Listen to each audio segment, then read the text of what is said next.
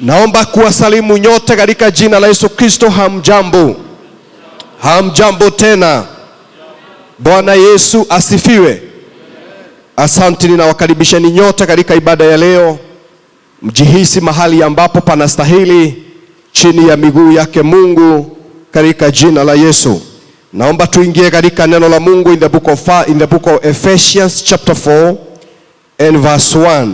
The book of Ephesians chapter 4 and verse 1. Hapo ndipo tunaenda kulisoma neno letu la leo katika jina la Yesu. Maandiko inasema hivi kwa Kiingereza: I therefore, the prisoner of the Lord, beseech you to walk worthy of the calling with which you are called. I therefore, the prisoner of the Lord, beseech you to walk worthy of the calling with which you are called.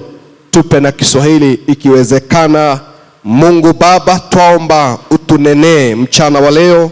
Neno hili litie pumzi ya uzima, ulifanye liwe na nguvu ya kunena na mtu wetu wa ndani na kutubadilisha na kutufikisha mahali ambapo Bwana ungependa tufike leo, katika jina la Mungu Baba, Mwana na Roho Mtakatifu tumeomba na hata kuamini.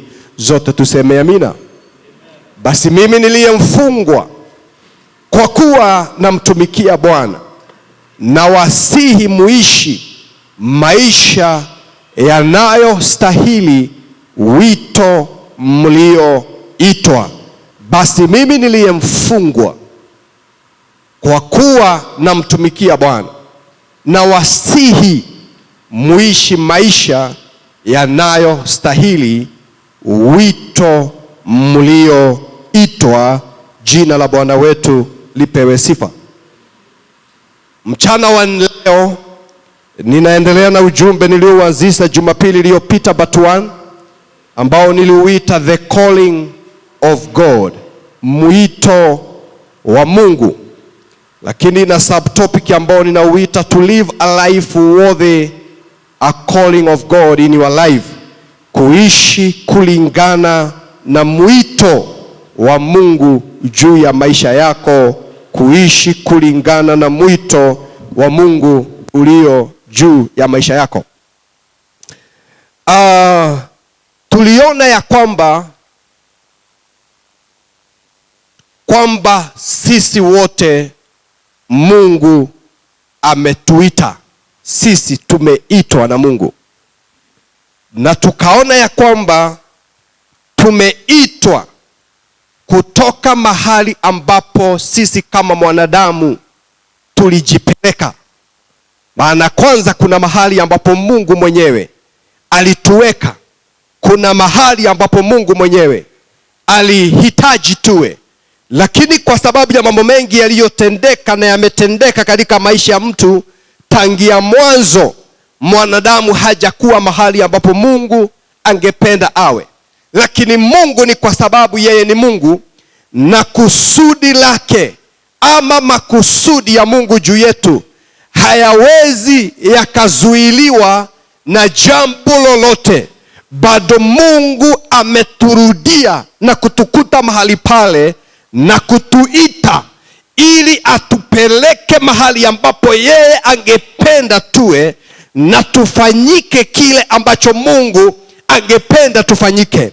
Na tuliona katika kitabu cha Mwanzo jinsi Mungu alivyomuita Abrahamu kutoka katika nchi ambayo alikuwa, na kumuita na kumwambia ya kwamba toka katika nchi ya Uru ya Wakaldayo nikupeleke katika nchi ya Kanaani, nchi utakayoirithi, nchi ambayo wewe utafanyika baba wa mataifa, nchi ambayo wewe utabarikiwa.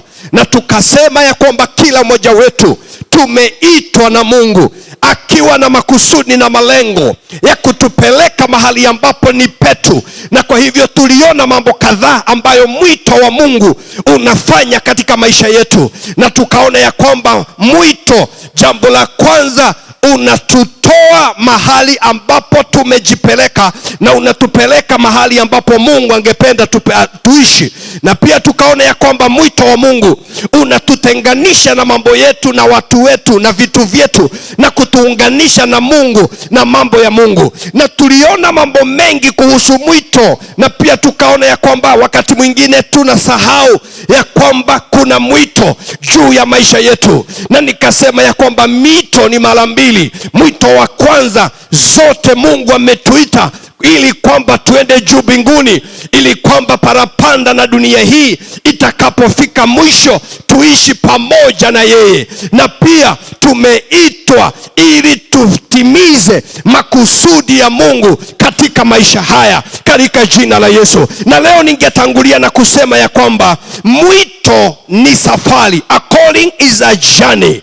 Ni mwito ambao mtu hushika akielekea mahali ambapo ameitwa, na mahali ambapo umeitwa, hapo ndipo hatima ya maisha yako, your destination. Hapo ndipo umeitwa. Haujaitwa tu mahali popote, umeitwa ufikie upeo wa maisha yako. Umeitwa ufikie hatima ya maisha yako. Umeitwa ufike destination ambayo ni yako, ambayo Mungu alikusudia uifike. Blessed be the name of the Lord. Na leo ningependa kwa dakika chache kabla sijarudi katika lile neno ambalo tumelisoma, tuone ya kwamba we have two destination. Na nieleze mara ya pili, tuna destination mara mbili. Destination ya kwanza ni mbinguni. Hapo ndipo umeitwa. Baada ya mambo yote wapendwa, Mungu ametualika juu mbinguni. Mungu ametualika kwa maisha ya umilele. Mungu ametualika kwa harusi ya Bwana wetu Yesu Kristo. Na kwa hivyo tumeitwa mbinguni. Ndio kuna mambo tutafanya hapa duniani, lakini kwanza ni vizuri ujue umeitwa. Ndio umeitika. Umeitwa wapi? Umeitwa ufike juu mbinguni. Maana dunia hii ni temporary. Dunia hii ni mahali pa safari, ni mahali pa kupitia, lakini tumeitwa juu mbinguni. Blessed be the name of the Lord. That tells us that our destination is heaven. Tumeitwa mbinguni. Number 2, our destination is a place of fulfilling the purposes of God in our life.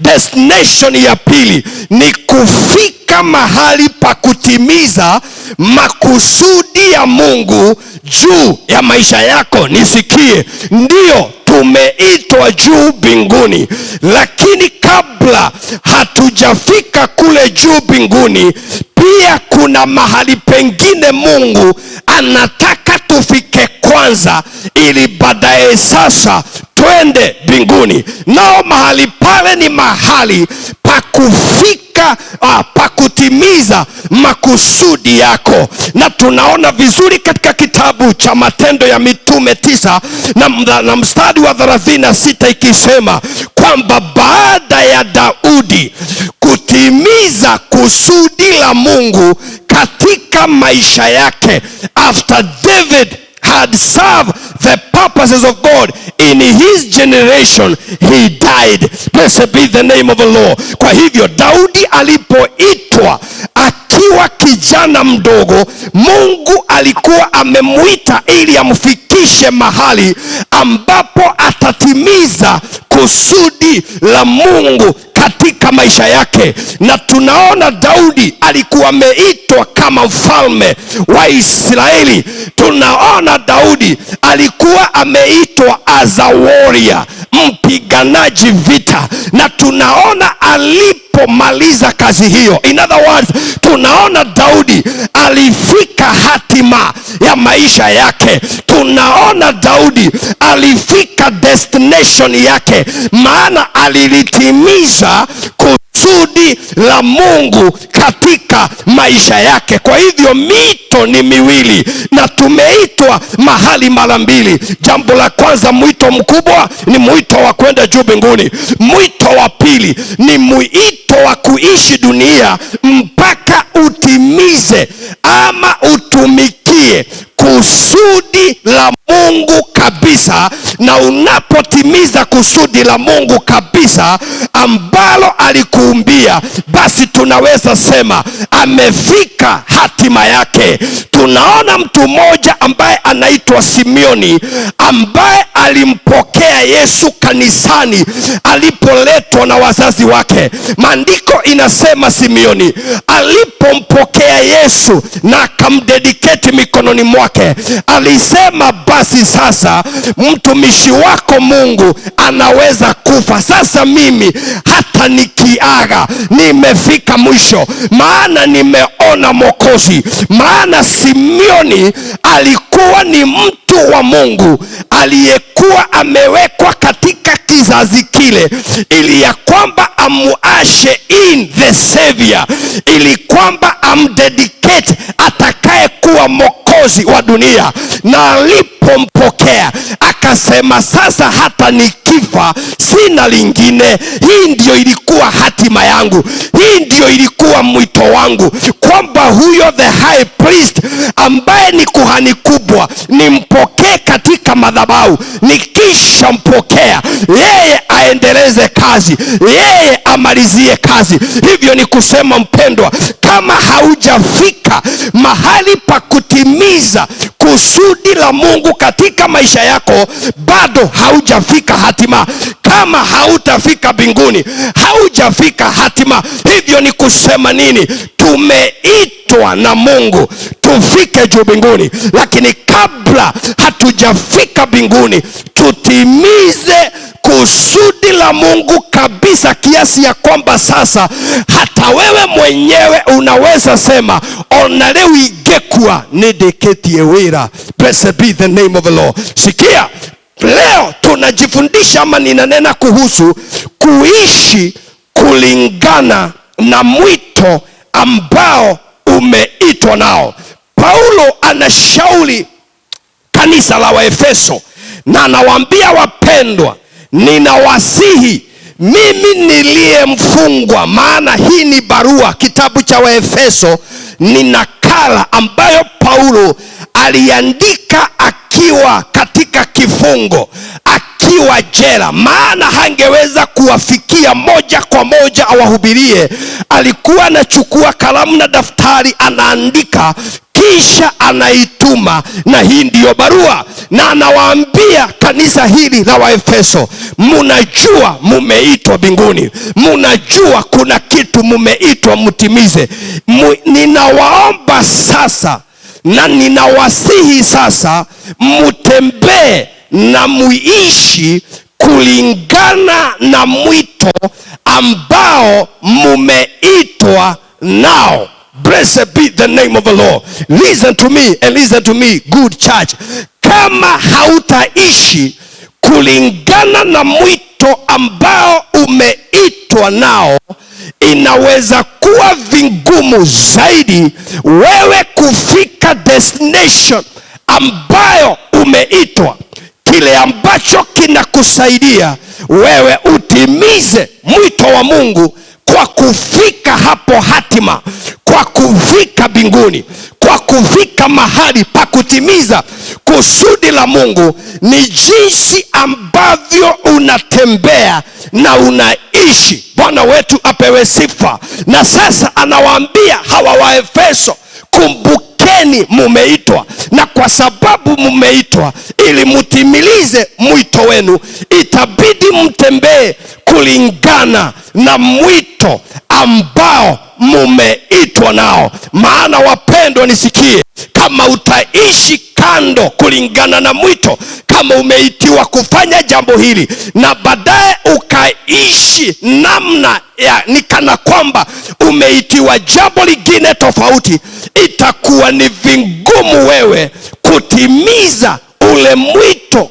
ulioitiwa, na pia itakuwa ngumu wewe kufikisha kazi ya Mungu mahali ambapo ulipaswa ufikishwe. Angalia ndugu wetu Samson. Samson alikuwa ameitwa, hata kuzaliwa kwake alizaliwa ni kwa sababu ya mwito, because the Bible says that mama yake alikuwa ni tasa. Lakini wakati ambapo Mungu alikuwa na kusudi, akasababisha Mrs. Manoa apate mimba, ili amzee Manoa atakaye kuja kupigania Waisraeli kutokana na Wafilisti. Na kwa hivyo mwito wa Samsoni ulikuwa awaangamize Wafilisti kabisa, ilikuwa awashindanie watu wa Mungu kutokana na Wafilisti. Lakini tunamwona Samson akiishi maisha kando na mwito wake, na tunaona baadaye kile ambacho kilifanyika katika maisha yake. Hakumalizia kazi vizuri, hakuweza kufika katika hatima vizuri, kwa sababu aina ya maisha aliyochukua ilikuwa kando na mwito aliyokuwa ameitwa nao. Jina la Bwana wetu lipewe sifa. Tupigie Bwana Yesu makofi mazuri. Ningependa nishiriki mambo matatu ambayo itakusaidia kuweza kuishi kulingana na mwito wa Mungu na kutimiza kusudi la Mungu. Number one, by living a holy life, kwa kuishi maisha matakatifu. 1 Peter chapter 2 and verse 9. The Bible says, but you are a chosen generation, his own special people, that you may proclaim the praises of him who called you out of darkness into his marvelous light. Blessed be the name of the Lord. Petero anaandika, anasema, nyinyi ni taifa ambalo limechaguliwa. Nyinyi ni taifa ambalo limechaguliwa. Nyinyi ni kikundi cha makuhani. Nyinyi ni uzao wa kifalme ambao umechaguliwa na umetengwa kando ili ukalitangaze jina la Jehova. Okay, by living a holy life utaweza kuishi kulingana na mwito. What is to be holy? Kuwa holy ni kusema nini? Mara nyingi tunaposikia be holy, tunafikiria habari za kutotenda dhambi, habari za kuwa perfect, habari za kukamilika, habari za kuwa mtu ambaye hana kasoro. Lakini sio hivyo. Kuwa mtakatifu or to be holy means to be separated, set apart. Kwa mfano, madhabahu hii, ninaweza nikasema hii madhabahu ni takatifu. Sisemi madhabahu hii ni takatifu eti kwa sababu haina dhambi, eti kwa sababu haifanyagi dhambi. In fact, hii madhabahu haijui kufanya dhambi ni nini na kutotenda dhambi ni nini, lakini takatifu. But tunaiita takatifu because imekuwa set apart, imekuwa consecrated, kwamba itumike kwa kazi iliyo bora. Hii madhabahu imetengwa, imewekwa kando na imetangazwa ya kwamba hii ni takatifu na ni ya kutumika kwa kazi iliyo bora. Kwa hivyo sasa mtu hawezi kuja hapa akatakatie nyama hapa aseme adona ni hegano hatina girio nyama. Hawezi fanya hivyo. Ni kwa sababu this is a holy place, this is a consecrated place, this is separated, this is set apart.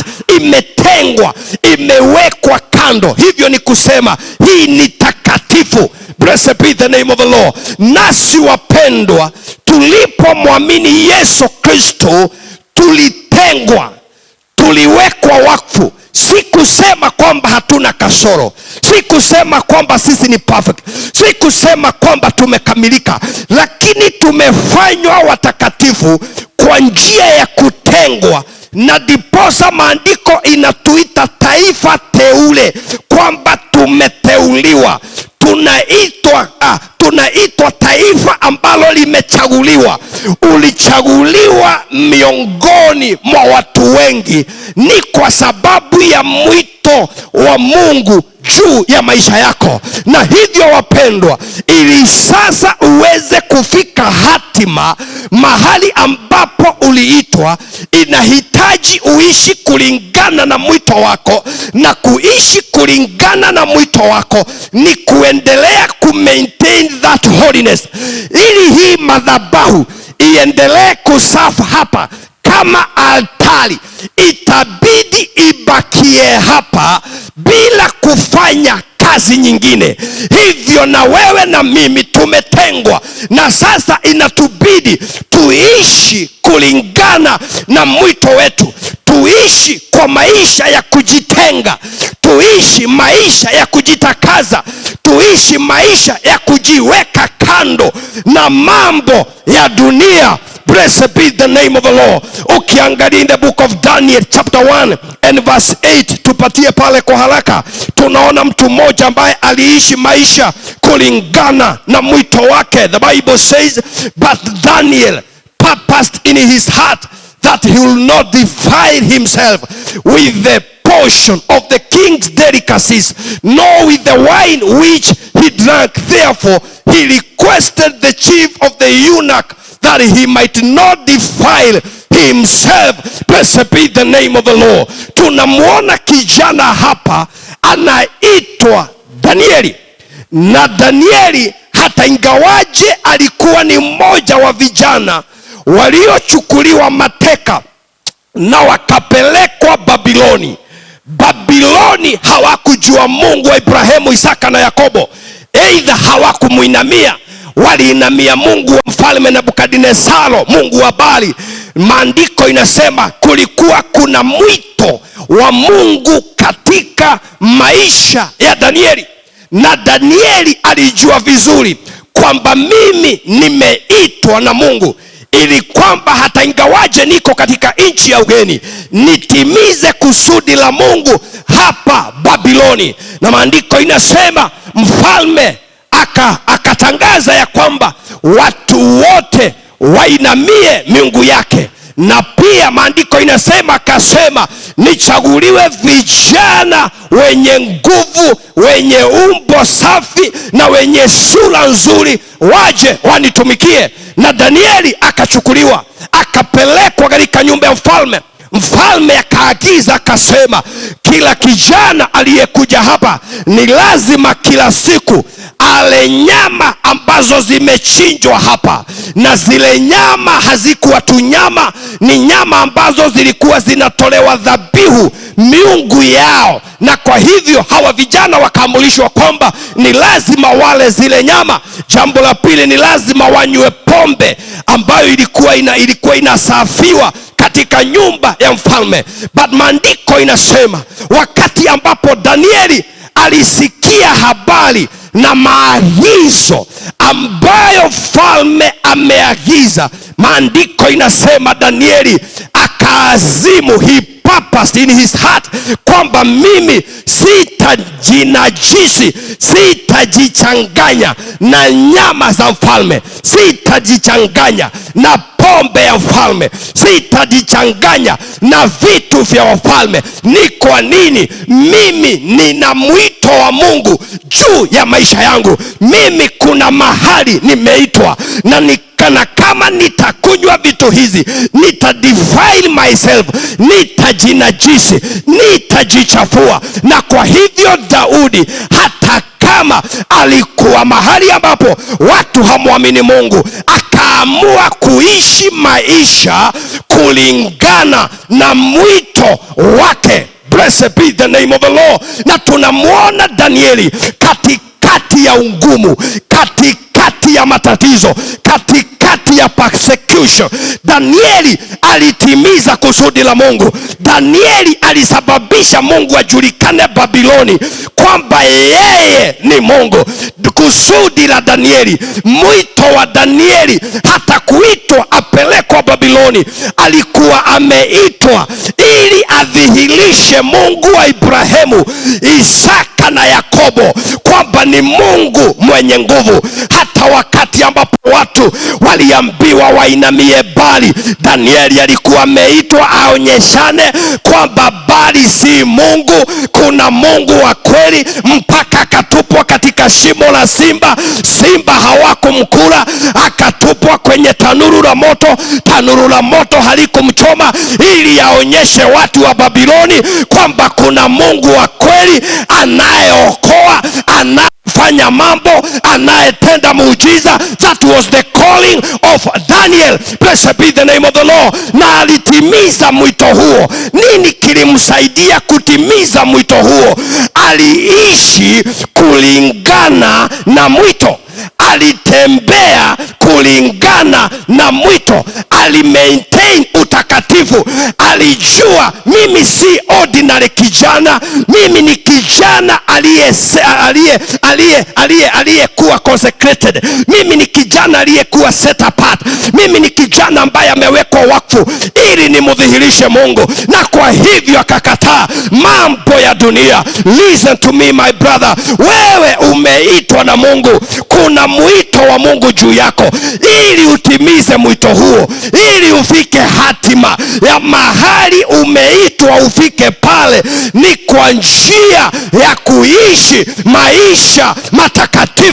Blessed be the name of the Lord. Wewe sio wa kuongea kama watu wa dunia. Wewe una mwito wa Mungu. Wewe sio wa kufanya mambo kama watu wa dunia. Wewe una mwito wa Mungu. Wewe sio wa kujipigania kama watu wa dunia. Wewe una mwito wa Mungu juu yako, na una mwito unatimiza. Kwa hivyo wewe hauta behave kama an ordinary person in the mighty name of the Lord. Leo ninawasihi wapendwa, kama vile Paulo aliwasihi kanisa la Waefeso, wacheni tuishi kulingana na mwito ambao tumeitwa nao. Umeitwa mbinguni, na mbinguni ni mahali patakatifu. Kwa hivyo itakubidi uishi maisha matakatifu kama ni mbinguni unaenda. Blessed be the name of the Lord. Hawezi kuwa unasema nimeitwa mbinguni na ninaenda mbinguni, lakini maisha ikiangaliwa ni maisha ya mtu ambaye anaelekea kwa shaitani. Hapana, ni lazima uishi maisha kulingana na mwito. Blessed be the name of the Lord. Number 2, umeitwa utimize kusudi la Mungu. Hauwezi ukatimiza kusudi la Mungu na ufisadi. Hauwezi ukatimiza kusudi la Mungu na dhambi. Hauwezi ukatimiza kusudi la Mungu na uongo. Hauwezi ukatimiza kusudi la Mungu na ujanja. Hiyo haiwezekani. Blessed be the name of the Lord. We must walk a life worthy the calling. Blessed be the name of the Lord. Blessed be the name of the Lord. Kuna watu wamechukia mahali tunasemaga tunaenda, wakiangalia wale ambao wanaenda huku. Blessed be the name of the Lord. Na wanasema ikiwa hawa ndio mnasema wanaenda huko, huko mimi sitaki, maana sitaki maisha ya watu hawa. Blessed be the name of the Lord. Danieli akajua ili nitimize kusudi la Mungu itabidi niishi maisha kulingana na mwito. Haikuwa kupenda kwake akose kula nyama. Angependa kuenjoy nyama kama watu wale wengine. Angependa kuenjoy pombe kama wanaume wale wengine. But akasema the calling of God in my life is a higher calling. Imepita pombe, imepita nyama na supu, imepita hizo vitu. Ni mwito mkubwa juu ya maisha yangu. Kwa hivyo siwezi linganisha mwito wa Mungu na pombe. Siwezi linganisha mwito wa Mungu na vitu ambavyo havina maana. So wengine walikuwa wanakula nyama, wanakunywa pombe. Yeye amejikunyata, anakunywa uji na managu na terere na ugali ya wimbi. Lakini anasema wacha nikule hii, lakini lakini nifike hatima. He valued the destination. Alivalue mahali ambapo anaenda kuliko mahali yako. Alivalue mahali Mungu amemuita kuliko raha za dunia. Nimekuja kukueleza hivi mpendwa, katika dunia hii utapatana na raha, utapatana na vitu vya dunia, lakini zile vitu ziko pale kukuzuia wewe usifike hatima, usifike destination yako, usitimize kusudi la Mungu. Lakini leo ninakuombea katika jina la Yesu, mambo ya dunia haitakuzuilia ufike mahali ambapo unaitwa. Maundu mathe matikugirio gakinya matu-ini ati ni tondu wa indo cia thi ngathie riko miss heaven kuria njititwo, afadhali hiyo ikae. Na hivyo ndivyo Danieli alisema, pombe ikae, nyama ikae, warembo wakae, vitu hizo zikae, lakini mimi nifike mahali Jehova ameniita. Paka napotupwa shimo la simba, wale simba wanasema titoyo ureagwo uyu ena mwito wa Ngai. Blessed be the name of the Lord. When you walk a life worth the calling, hata maadui wa dunia hii hawatakumaliza, maana wanajua kuna mahali umeitwa, na hawawezi kuwa kwamba ndio watazuia wewe ufike mahali baba yako amekuita. And that's why Daudi alikuwa na adui wengi sana. Maadui wa Daudi walikuwa ni mfalme mwenyewe Sauli. But the Bible says Mungu hakuruhusu Sauli amuue Daudi, maana Daudi alikuwa katika mwito wake, alikuwa anatumikia mwito, na hawakumuua mpaka alipotimiza kusudi la Mungu katika maisha yake. Sikia, wakati ambapo umeamua kutimiza kusudi la Mungu, wakati ambapo umeamua kufika mahali ambapo umeitwa, hakuna adui, hakuna pepo, hakuna mchawi, hakuna muganga, hakuna mshirikina anaweza simama akuzuie ufike hatima yako katika jina la Yesu Kristo wa Nazareti. Mungu aliona huyu jamaa alijinyima pombe wakati vijana wengine walikuwa wanafurahia, naye Mungu akasema nitajidhihirisha juu ya huyu, watu wote watajua kupitia huyu kwamba kuna Mungu mbinguni. In fact unatupwa ndani ya moto ambao umeakishwa mara 7, lakini unajienjoy ndani ya moto. Moto haukuchomi. Kwa nini? Kuna mwito wa Mungu ndani ya maisha yako, na mwito wa Mungu hauwezi ukasuiliwa na hata moto. Ona mwaki ndũngĩgirĩrĩria ũrĩa Ngai atuĩte na mũndũ ũkinyanĩre. Ambia jirani yako, ishi maisha matakatifu. Mwambie si ufanye uamuzi kuishi maisha masafi kulingana na mwito ambao umeitwa nao. Number 2, I'm talking about living a life worthy the calling. Is your diligence. Your diligence. You must be diligent. Lazima uwe mtu mwenye bidii. Tusome Wahibrania 6 na mstari wake wa 10.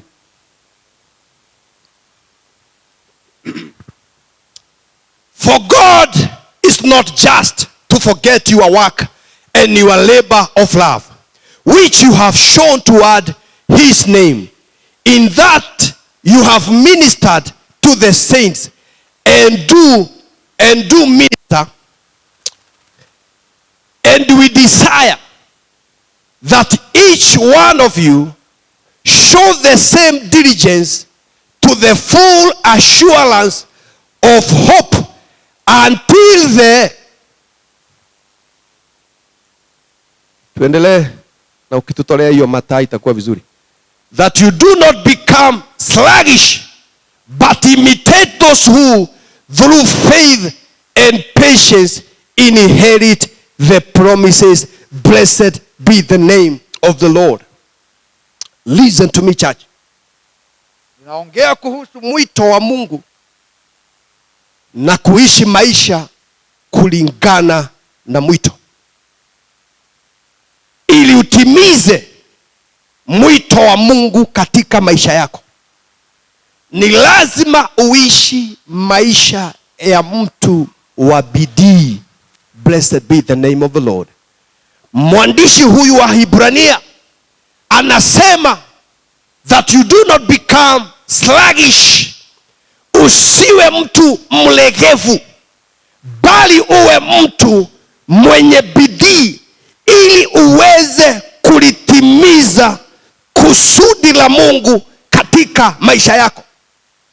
Na hii bidii ninayoizungumzia, ninazungumzia bidii ambayo ni kinyume ya ulegevu.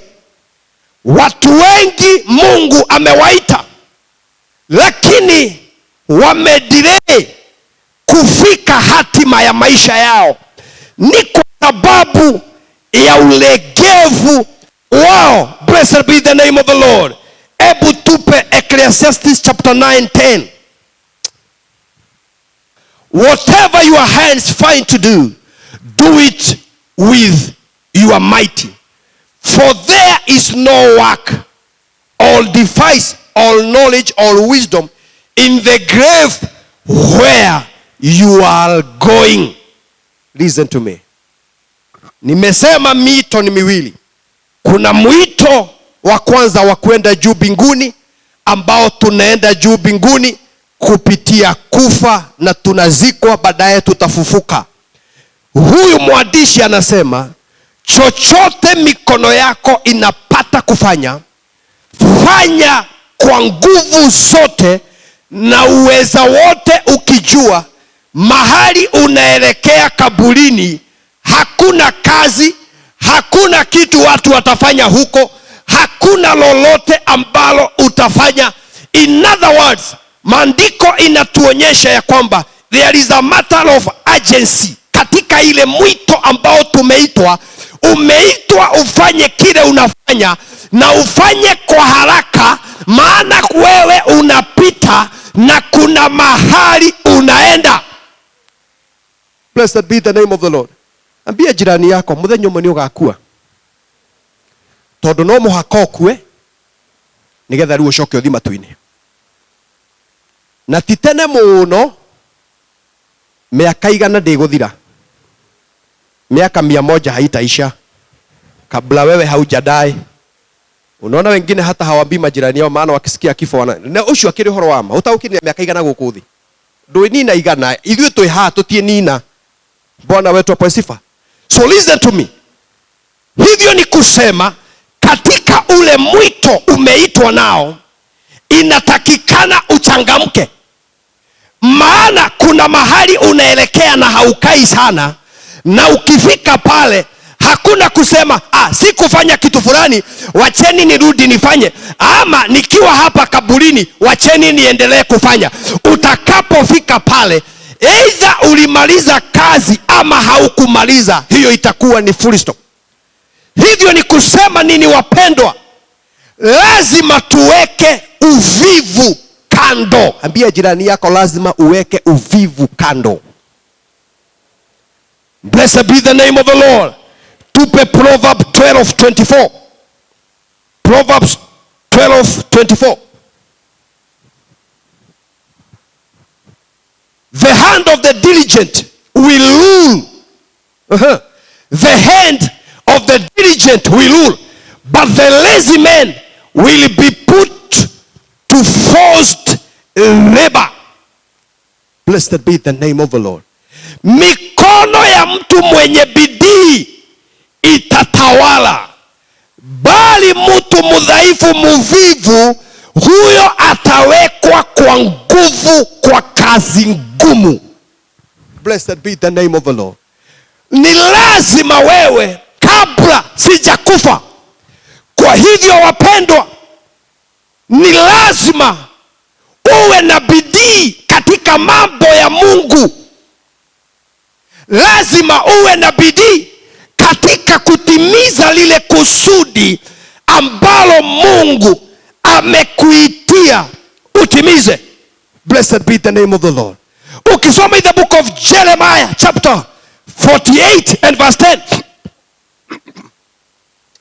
maandiko Maandiko inasema kulaaniwa ni mtu yule afanyaye kazi ya Mungu kwa ulegevu.